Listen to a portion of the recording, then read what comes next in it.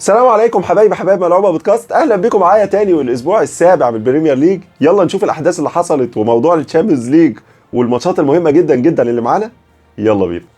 الاسبوع اللي فات والمفاجاه الكبيره بسقوط ليفربول وفوز ارسنال برضو كانت مفاجاه، والناس كانت متخوفه، وانا واحد من الناس اللي كنت بقول فعلا المباراه صعبه على ارتيتا قدام ايدي هاو هناك على ارضه، على ارض الماكبايس، وفرقه فعلا قويه جدا، ونيوكاسل فعلا كان ند قوي، والفوز جه متاخر جدا كعاده الماتشات، خاصه الموسم ده في اواخر الشوط الثاني دايما بيحصل اثاره سواء من ليفربول او حتى ارسنال. عامه الارسنال هو الفريق الاولاني اللي هنتكلم عنه، واول مباراه بعد ما كسب اولمبياكوس على ارضه برضه في استاد الاميريتس من كام يوم في الشامبيونز ليج 2-0. يعني فوز كان يعتبر سهل، لكن برضه حسيت ان ارتيتا خايف، لعب بتشكيل الاساسي ماجالايش وساليبا. المباراه دي طبعا احنا شفنا ماجالايش طلع مصاب، وفي فعلا شكوك حول اشتراكه في المباراه دي. انا اعتقد ان هو من الطبيعي انه حتى لو يعتبر جاهز انه يبتدي الموسكيرا، عنده ويست هام المطارق، وصحيح بعد ما عاد نونو سانتو بدا ويست هام يتغير والمطارق فازوا اخيرا، والمباراه كانت جميله جدا لنونو سانتو، واحنا طبعا فرحانين جدا جدا بعودته للبريمير ليج. صاحب الاسلوب الراقي وبياخد مدرب الشهر كان مع شجر نوتنغهام فورست. عامة المباراة دي تعتبر مباراة حلوة جدا للناس اللي عايزة تتفرج على كورة. أرسنال بيقدم كورة جميلة جدا جدا، ومازال أوديجار بيقدم مباريات كويسة. كل ما يعود للفورمة بيتحسن أداء أرسنال كله. لكن عامة المباراة دي اعتقد ان هو ارتيتا بعد ما لعب اوديجار المباراه اللي فاتت كلها ممكن ان هو يسيبه شويه، الاحتماليه ان هو ما يتصابش تاني، لانه لعيب مهم جدا جدا، وزي ما قلنا قبل كده مبتكر وبيصنع كرات كتيره. فاعتقد ايسي هو اللي يبتدي المباراه دي. جوي كريش عنده من القوه البدنيه اللي تسمح له انه ممكن يلعب، بيوزع نفسه كويس، ممكن يلعب المباراه دي تاني، ما يلعبش بميرينو لعب مباراه قويه جدا برضه قدام اولمبياكوس. عامه موسكيرا زي ما انا قلت في خط الدفاع مكان ماجالايش، ده من وجهه نظري. تيمبر وكالافيوري بعد ما ريحهم الاثنين المباراه اللي فاتت، ولعب وايت اللي بيأدي اداء كويس جدا. طبعا قلت هو لما هيعود هيكون اضافه لدفاع الجانرز، والناحيه الثانيه هيكون في كالافيوري عليه عامل مهم جدا ان هو يقفل على بوين، وبوين بيحب يجي من ناحيه الشمال، ودي هتبقى قصه مهمه بالنسبه لكالافيوري. بيحب الدفاع، بيحب يضم على نص الملعب، وبيأدي الادوار اللي بيحتاجها ارتيتا. فطبعا لويس سكيلي مش هو اللي هيكون اساسي في المباراه دي، والناحيه الثانيه تيمبر نفس الكلام، بيهاجم وكمان بيدافع. فولك روج لو في الملعب هيكون مسؤوليه الاثنين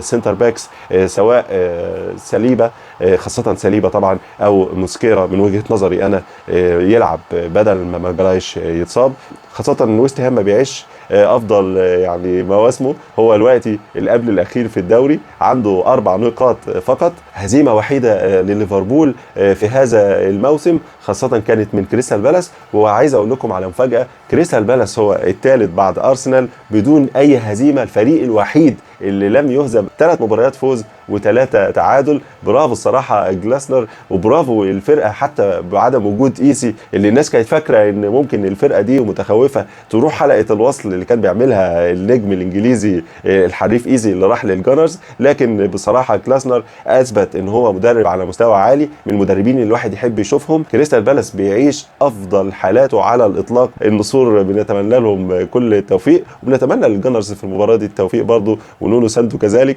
لكن اتمنى ان الجانرز ما يبعدش تاني عن المنافسه بدري عشان عشاق الريدز ما يزعلوش مني وليفربول خسر. لكن شكل الجدول دلوقتي بقى شكله حلو، والفرق بسيط من كل الفرق. عامه يعني اتمنى المباراه دي تكون مشوقه زي ما انا متوقعها. نونو سانتو هيكون خطير، لوكاس باكيتا لازم ياخدوا بالهم قوي منه في بالنسبه لسوبي مندي ورايس، لان هو بيتحرك في الاماكن دي، هيحاول ان هو يستغل اي ثغره بتحصل ما بين الاثنين. قدامهم المفروض زي ما قلنا ايزي، وعلى الشمال مارتينيلي، يعني اعتقد يستحق المكان عن جداره. تروسارد باكا بره، والنجم العجيب بوكايو ساكا اليمين علشان يقدر يعمل الشغل الكبير اللي بيعمله. عوده ساكا عامه تعتبر مهمه جدا واضافه كبيره للجانرز. نروح للماتش اللي بعده ونشوف ايه الماتشات الثانيه اللي معانا.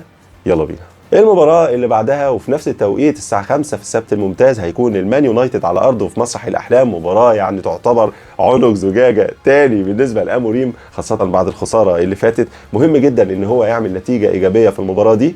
رغم انه بيقابل ند قوي. القطط السوداء ساندرلاند عامله مفاجاه كبيره، وتشاكا عامل دور مهم جدا بالنسبه للفريق، قادر ان هو بخبرته وبطريقته ان هو يعمل الاضافه، وما عادش بيلعب بطريقه اللي هي كان بيلعب بيها في ارسنال رقم 6 مع وبدل مع بارتي زي ما بيلعب دلوقتي رايس والسوبيمندي، لكن هو بيلعب 8 صريح بوكس تو بوكس، وده بيديله الراحه اللي هو بيحبها المطلوبه، وبيقدر ان هو يعمل الدور ده كويس. دايما يكون في حد وراه يغطي عليه، لانه تشاكا في الحته دي افضل له بكتير جدا من ان هو يلعب 6 صريح. عامه مان يونايتد مهم جدا بالنسبه له المباراه دي، وجارتي تحس ان هو المباراه اللي فاتت لعب اساسي، وانا توقعت منه اداء افضل من كده.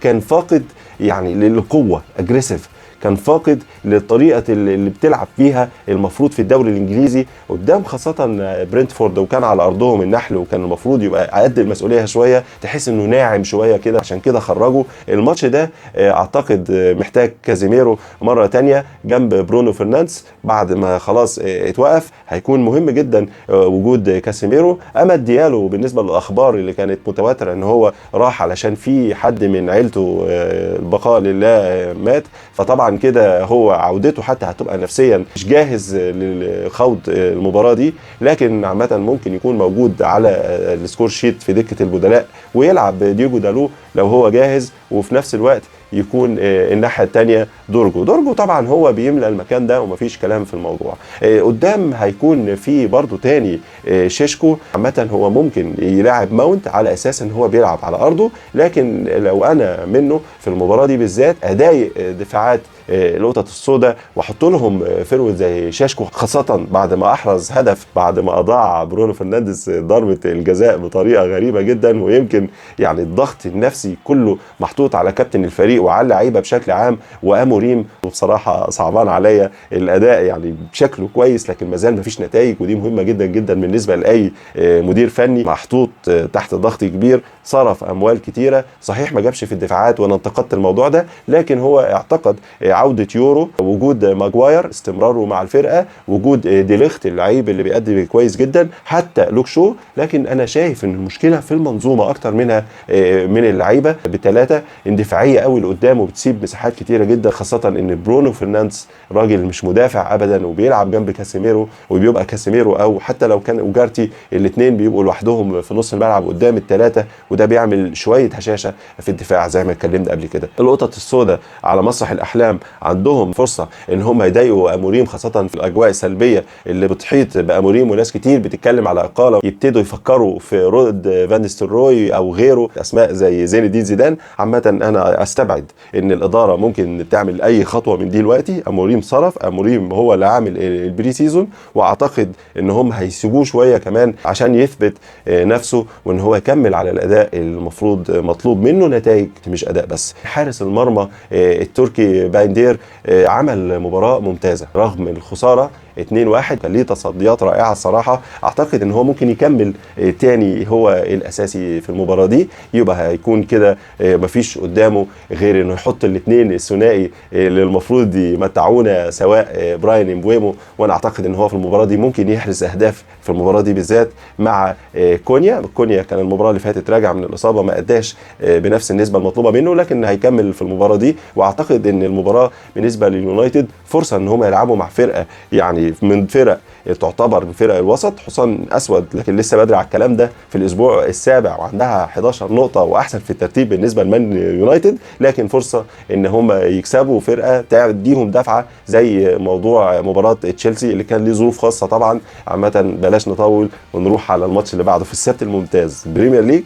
يلا نروح الماتش اللي بعده ونروح للسهره بتاعت يوم السبت ان شاء الله. السبت الممتاز، المباراه المنتظره، تشيلسي ستانفورد بريدج على ارضه. طبعا تشيلسي ما بيعيش افضل احواله، وفي نفس الوقت ليفربول راجع من هزيمه جالتا سراي بعد ما خسر قبليها من كريستال بالاس، ومباراه كريستال بالاس بقت عقده بالنسبه لارني سلوت، مش قادر يكسب جلاسنر ابدا، والمباراه دي بالنسبه له مباراه صعبه خاصه بعد الاصابات اللي حصلت له. وانا مش عارف هو يعني حاول يدور ارني سلوت، لكن في سوء حظ. الناس اللي بتقول محظوظ في سوء حظ حصل، واللعيبه اتصابت غير متوقعه زي ايكيتيكي اللي كان اصلا مرتاح والمفروض ان هو كان يقدر يكمل المباراه دي للاخر، لكن يعني اشتكى بدري في الدقيقه حاجه و60 وجاله شد عضلي، وفضل يفضل طبعا انه يخرجه، وتقريبا هو مش هيبتدي المباراه دي، وهيكون ايزاك هو المهاجم الرئيسي، وخاجبه على الشمال اللي خرج من بدايه الشوط الثاني. وبالتالي محمد صلاح اللي كان مريح في المباراه اللي فاتت، بعض الناس اتكلمت على ان محمد صلاح مش بيأدي اللي عليه، فبالتالي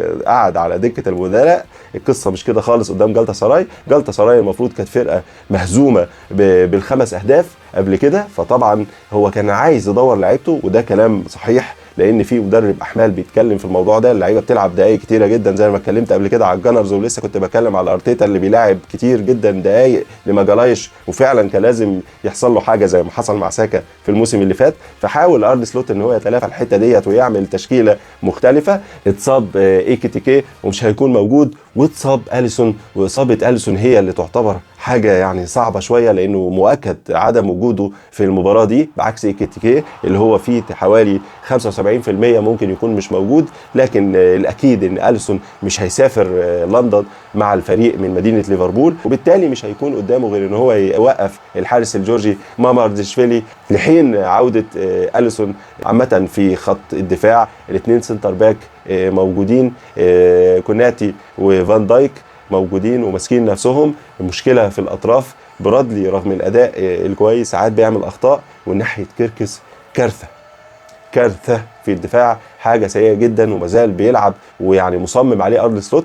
انا لو منه الصراحه الاعب المره دي روبو واجرب شيء جديد، لان هو كيركس برضو كتر المشاكل اللي بتحصل وراه في الدفاع مش قادر ان هو يركز في الهجوم ويلعب الاداء الحلو اللي كان بيعمله مع حبات الكريز السنه اللي فاتت. فبالتالي لازم يبقى في تدوير للراجل ده. ونحط في النص هيكون خرابنبرغ، ومعاه النجم ماكا كان مريح الماتش اللي فات وهو عمل له تدويره كويسه ارن سلوت، وبالتالي قدامهم هيكون سوبوسلاي او فيرتس. يعني انا اتمنى من ارن سلوت ان هو يقعد فيرتس شويه يتفرج من بره، وبلاش ان هو يلعب باستمرار وهو اداؤه مش كويس ولسه ما انسجمش وعايز يعتمد على نفسه، وبيحط الكرة كتير تحت رجله وبيأخر اللعب، وده مؤثر على اداء سواء خاجبو او صلاح. والناس اللي بتتكلم على اداء صلاح، عايز اقول ان صلاح في كل مرة بيثبت للعالم كله انه هو نجم من طراز خاص، واعتقد المباراة دي هيظهر فيها صلاح بشكل كويس قدام تشيلسي. وإيساك هيكون فرصة ليه، لو اللي تحت منه بيتحركوا كويس وبيمولوه كويس يكون فرصة كبيرة ان هو يعمل حاجة، خاصة في وجود نقاط الضعف بتاعة الإصابات. صحيح المباراة على أرض البلوز تشيلسي، لكن مازال إنسو ماريسكا عنده مشاكل كبيرة جدا جدا، وقائمة طويلة من المصابين، يعني باديا شيل، ويسلي فوفانا، وكمان اتصاب معاهم نجم شالوبا، وبالتالي هو ما قداموش غير انه يلعب بالاثنين الصغيرين هاتو واتشين بونج. وهيكون عناصر الخبره على الاطراف جيمس وكوكوريا. نص الملعب كايسيدو، وزي ما اتفقنا كايسيدو تقريبا هو يعتبر رمانة الميزان.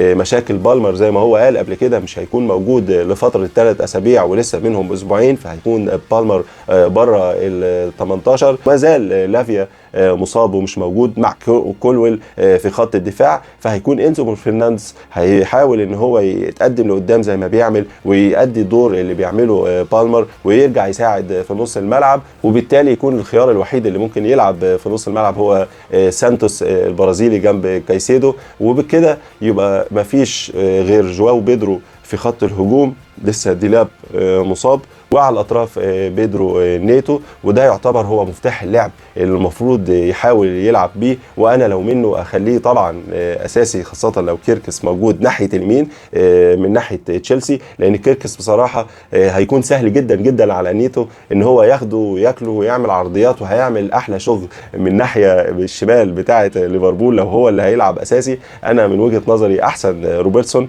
ولو حتى كان متهور لكن مازال هو احسن من كيركس اللي بيلعبش، لا بيغطي تغطيه عكسيه وما بيلعبش بطريقه دفاعيه كويسه وما اداش اي حاجه تعتبر كويسه هو او فيرتس. وجود مامارداشفيلي مطرح اليسون ممكن يعمل هزه شويه في دفاعات ليفربول. ولو تفتكروا انا المباراه اللي فاتت اتكلمت على الدربكه اللي ممكن تحصل في دفاع البلوز تشيلسي قدام النوارس، وحصلت، والنوارس عملوا المفاجاه ويعني كسبوا تشيلسي، وكانت مباراه يعني واضح فيها ثغرات، وواضح فيها العامل البدني نتيجه الموضوع كاس العالم اللي لعبه تشيلسي في حين ان فرق كتيره كانت مريحه. اثر فعلا على الاداء الفريق ونجومه والاصابات اللي بالجمله. ناس كتيره بتتكلم مع الاتحاد الدولي الفيفا ان المباريات الكتيره دي جدا على قد ما هي الجمهور مستمتع على قد ما هي صعبه جدا على اللعيب. ومن اهم الناس اللي اتكلمت في الكلام ده هو كلوب، اللي قال بالنسبه للعيبه انا اولا ما بفتقدش التدريب، بفتقد اللعيبه، بفتقد الاجواء، لكن التدريب مش بفتقده تماما. انا كنت حاسس اني مش عايش حياتي، انا ما كنتش بروح السينما، ما كنتش بحضر افراح، منشغل دايما بالتدريب بتاعي وباللعيبه بتاعتي. لكن المفروض اللعيبه ترجع تاخد تاني شهرين قسط من الراحه، فتره طويله اللعيبه تهدى فيها وتقدر ان هي ترتاح علشان تقدر تكمل الموسم الطويل والماتشات الكتيره والدقائق الكتيره اللي بيعملوها مع فرقهم. عامه يعني المباراه دي هتكون هي مباراه قمه الاسبوع ومهمه جدا جدا بالنسبه لنا ان احنا نعرف نتيجه ليفربول، لان ليفربول لو خسر المباراه دي وارسنال كسب قدام ويست هام المطارق، وده احتمال وارد جدا، هيكون ارسنال ارتيتا لاول مره في الموسم ده هو الاول بعد الفتره دي، وهيقدر ان هو يعمل الحته اللي هو بيلعب عليها العامل النفسي، وان هو يخلي اللعيبه في دور البطل لفتره اطول وما يوقعش تاني زي ما كانوا بيحطوا له في صوره الفيل قاعد على الشجره ومستنيين يقع امتى. فهيكون التشويق عالي جدا في الاسبوع ده. مين هيكسب في مباراه تشيلسي؟ مهم جدا المباراه دي لان الاثنين يعتبروا منافس مهم على سباق الدوري. عامه بتمنى التوفيق لمحمد صلاح وكل عشاق الريدز والبلوز. نروح للماتش اللي بعده الميجا مايند ونشوف هيعمل ايه. يلا بينا. وبالنسبه للمباراه الاخيره مانشستر سيتي هيكون عنده لقاء مهم جدا ان هو يتفادى لدغات النحل على ارضهم في برينتفورد. مباراه بعد ما فازوا على مانشستر يونايتد، جاي لهم تاني مانشستر، وطبعا المباراه على ارض برينتفورد هتكون صعبه. شفنا النحل بيلعبوا باجريسيف عالي وقوه خاصه في نص الملعب. شفنا اوجارتي اللي احنا قلنا ان اداؤه كان ناعم اتاكل ازاي وسط قوه نص ملعب النحل في برينتفورد. فطبعا المباراه دي بالنسبه للميجا مايند يعني مهمه جدا خاصه بعد الفوز اللي فات، وكان فرحان جدا جدا جوارديولا بالفوز على بيرلي، رغم ان ده اصلا طبيعي جدا انك تفوز على بيرلي بالخمسه، لكن هو كان مبسوط جدا وسعيد واللعيبه كمان ادت مباراه كويسه. لكن لو رحنا لموضوع الشامبيونز ليج وبعد ما خساره ليفربول قدام جالتا سراي، شفنا التعادل يعتبر مخيب للامال في هناك في الاماره الفرنسيه موناكو. وطبعا نتيجه 2-2 وضحت قد ايه في مشاكل ما زالت موجوده في دفاعات ميجا مايند مانشستر سيتي. وموضوع ستونز ما زال بيقدم يعني اداء يدل على ان هو خلاص البيك بتاعه انتهى وخلاص ما عادش ينفع على المستوى والريتم العالي ده ان هو يكمل. يعني انت بتلعب قدام موناكو، امال لما تيجي تلعب في الدوري الانجليزي؟ وشفنا قد ايه هو كان مش كويس لما كان بيلعب وثغره واضحه. في نفس الوقت الناحيه اليمين والشمال مازال برضو فيها مشكله، سواء اورايلي بيلعب بيمين او ريكو لويس او حتى نونيش بيلعب ناحيه الشمال، الناحيه دي ما بتبقاش كويسه. لما كان وظف جوارديولا هو النجم الاوزباكي اللي بيقولوا عليه فان دايك الجديد عبد القادر خوسانوف، قدر ان هو يعملها بشكل كويس وادى بعض الصلابه لدفاعات السيتي، لكن للاسف اتصاب. واعتقد ان هو ممكن برضو ما يلعبش المباراه دي. لكن الخبر اللي يعتبر سعيد هو ممكن ان يكون في شيركي وكمان آية نوري بالنسبه للعيبه الجزائريين الجمال اللي احنا مستنيين نشوفهم، خاصه آية نوري هيبقى اضافه كبيره جدا في دفاعات السيتي لو موجود هجوميا ودفاعيا. الراجل ده يعني لعيب كورته تحب تشوفه وبيفرق جدا في الفرقه لما بيكون موجود. قدامهم هيكون في رودري اللي انا توقعت انه ما يلعبش المباراه اللي فاتت، وفعلا جوارديولا وضح ان هو بيشتكي حس باصابه في ركبته ولو كانت طفيفه، فقال طبعا ما يجازفش فيه وما يلعبش بيه، وده كان منطقي جدا جدا. فممكن برضو يكمل المباراه دي لو هو لسه تعبان، لكن لو هو جاهز هيكون هو الاساسي ومعاه راينجرز او تيجاني في نص الملعب، وقدامهم هيستنى وجود برناردو سيلفا وفودن يعملوا الفرق مع النجم هالاند، وبالتالي يكون دوكو ناحيه الشمال. دوكو من اللعيبه اللي بيثبتوا يعني وجهه نظري بان واحد زي ده ما يقعدش، زي ما كنت بتكلم على مرموش ان شاء الله يرجع بسلامه ولسه مش متاح، لكن هو بلغ منتخب مصر انه هيكون موجود في المعسكر لما يجي يعملوا معسكر التوقف الدولي اللي جاي ده ان شاء الله. فبالتالي هو هيرجع بعد التوقف الدولي عمر مرموش ان هو يكون جاهز. مش متاكد جوارديولا هيمشي حسب حالته البدنيه والعضليه اذا كان هيبعته معسكر منتخب مصر ولا لا. عامه هي المباراه دي مباراه تعتبر صعبه، اتكلمنا على برينتفورد والاجريسيف اللي بيلعبوا بيه، الطريقه العنيفه شويه في الالتحامات، وعندهم كمان حلول في الهجمه المرتده، خاصه ايجور، وشفنا قوته وبيلعب بطريقه يعني قويه جدا. تشادي اللعيب الالماني فرق جدا جدا. نص الملعب كمان عندهم يارموليك قدام سكارب، الاثنين بيأدوا اداء ممتاز. فعلا المدرب قدر ان هو يحصل على بعض توازن وعمل شكل كويس للنحل، بالرغم ان كل الناس كانت متوقعه سقوطهم، خاصه بعد رحيل زي ما قلنا هجره اللعيبه حتى بتوماس فرانك نفسه. عامه الماتش ده هيكون مثير وفعلا عنق زجاجه بالنسبه للميجا مايند. اتمنى اكون الاسبوع ده بالذات يعني حاولت ان انا اقصر شويه في وقت الفيديو، واتمنى لكم مشاهده ممتعه للاسبوع ده. ما تنسوش عامه لو وصلت لاخر الفيديو انك تعمل سبسكرايب وشير وتديني الكومنت الجميل بتاعك، تقول لي رايك ايه في المباريات وتوقعك ايه، ونشوف لو عايز تغير حاجه معينه او انت شايف ليك راي مغاير كلمني في الرسائل، مفيش مشكله هرد عليك. وان شاء الله اشوفكم على خير. معايا محمد القاضي، البريمير ليج غير في ملعوبه بودكاست. سلام.